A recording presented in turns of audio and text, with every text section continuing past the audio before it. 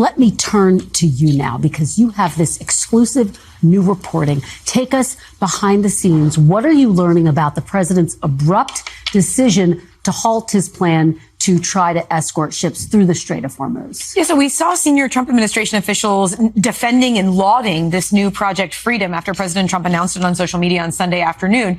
He brought out the Secretary of State, Secretary of Defense, and Chairman of the Joint Chiefs all to talk about this, and then literally hours later abruptly paused it on social media, surprising senior officials in his administration, surprising the U.S. military. So the big question yesterday is why? And what we found out, according to a number of U.S. officials, was in fact the president, when he made that announcement on Sunday afternoon, he caught some Gulf allies by surprise. The U.S. had not told them the extent of the plan, when it was going to start, that it was going to be announced or anything. And Saudi Arabia, among others, were upset by that. They were upset about the plan and Project Freedom. So the Saudi leadership, the royalty, decided to shut off Saudi airspace to the U.S. military, to not allow U.S. military aircraft to fly out of Prince Sultan Airbase as part of Project Freedom. President Trump calling Mohammed bin Salman, trying to work this out and figure this out.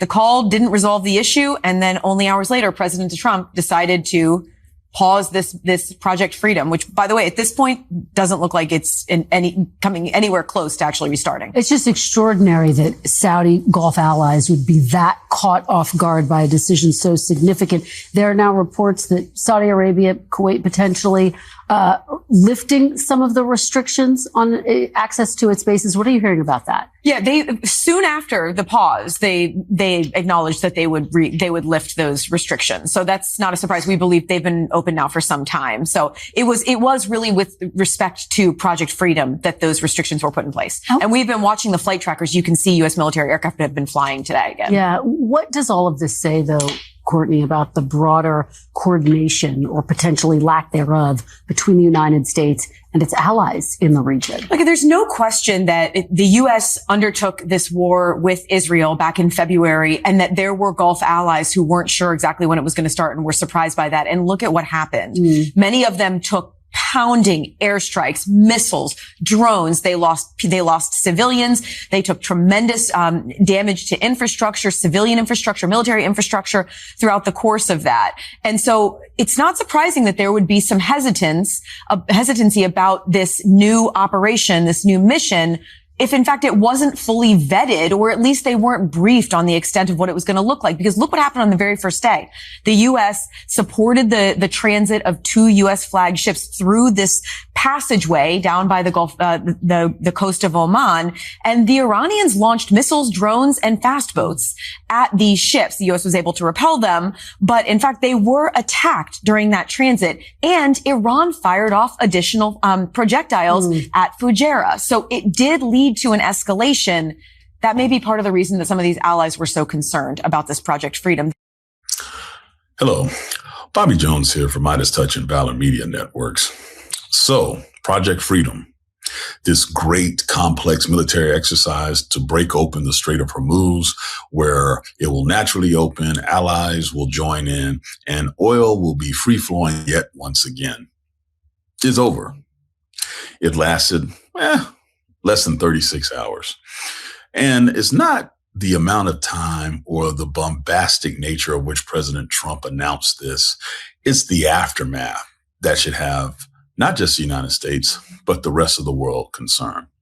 Let me go over this real quick. Timeline wise, on Sunday via social media, as in, his little truth network, Trump announced Project Freedom. And this was going to be an exercise that allowed for vessels to transit the strait escorted by U.S. Navy warships. Now, 2 made it through. Those vessels were under attack.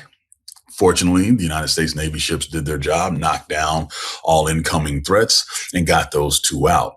However, the ripple effect that was desired, as in, other ships, vessels will follow through the strait, not so much.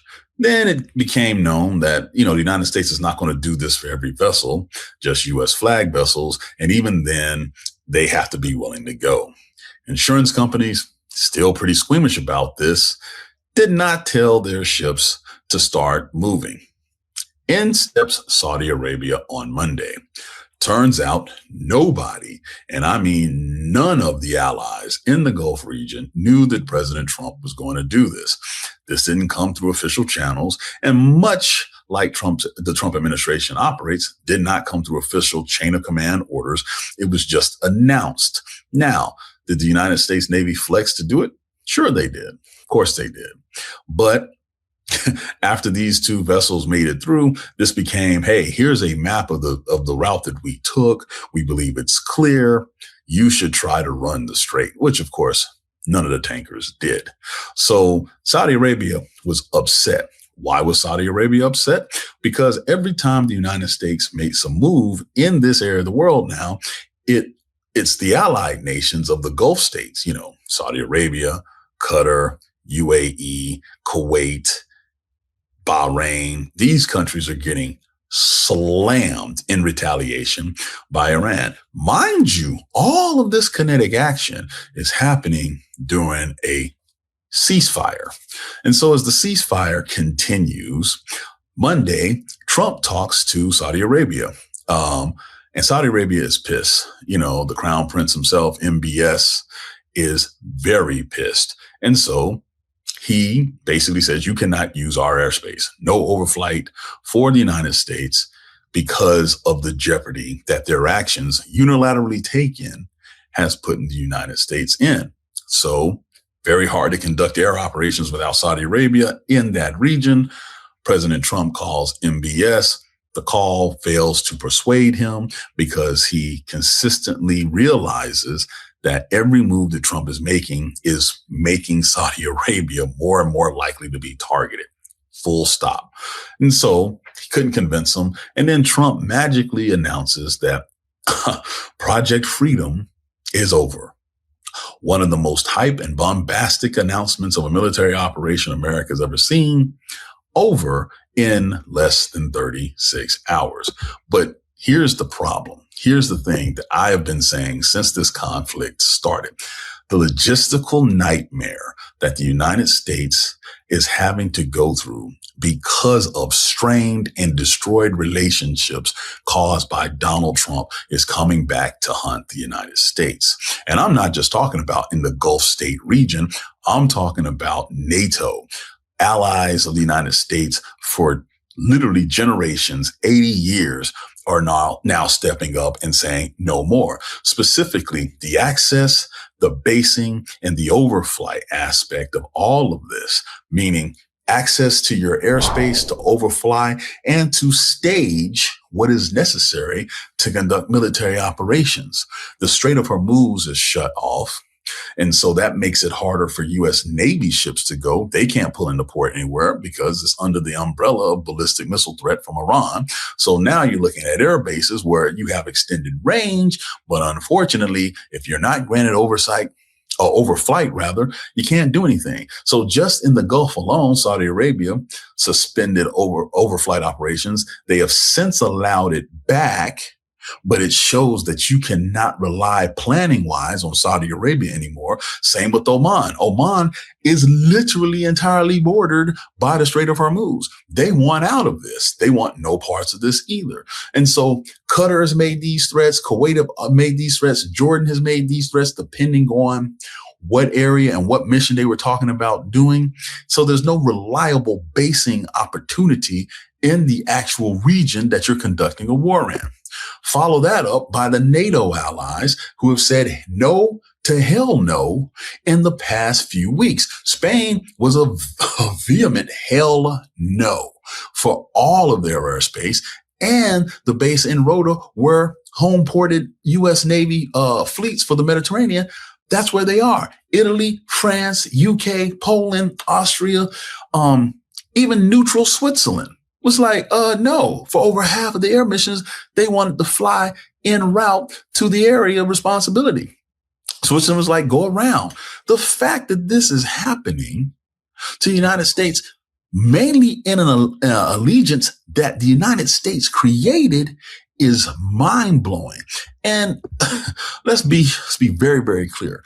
All of this is happening because of the unilateral decision-making of Donald Trump and the administration. What I mean by that is he will post something on social media, not coordinated with anybody else, and expect it to be done. He's treating his allies like lackeys. He's failing to understand that allyship is a partnership. That's what an alliance is. It's a two-way street. And meanwhile, the apparatuses that the United States has to negotiate and do these different things, like the Department of State, the Department of Defense, all of these groups are left out in the lurch because they're not given a heads up. Even the most competent people still left in the administration cannot predict what this man is going to do and when. And so it gives the illusion and the reality, to be completely honest, that the allies are being treated as props to be used when they want to. The NATO alliance is a defense alliance, meaning they are not trying to be proactive. They're not trying to be offensive. They're trying to stabilize peace and to make sure that they can properly defend themselves against a Russian threat or any other threat on Europe and their assets. Period, point blank. So in a period of 8 to 9 weeks, 80 years of access, coordination, and accountability amongst allies has gone to the dogs. And when you really break this down, there is no strategic way that the United States is going to come away from this in a much more better prestigious or operational position. Because let's say Iran agrees to open the strait and all we have to do is pay reparations, whatever. Why would the Gulf states that have relied on U.S. security for decades allow the United States to rebuild their bases when the one thing they were supposed to do, they failed at? And it's not because of capability. It's not because of competency when it comes to the actual military force, but it has to do with the strategic shenanigans, blundering, and to be completely honest, ignorant actions of the current administration. Love this video? Support independent media and unlock exclusive content, ad-free videos, and custom emojis by becoming a paid member of our YouTube channel today. You can also gift memberships to others. Let's keep growing together.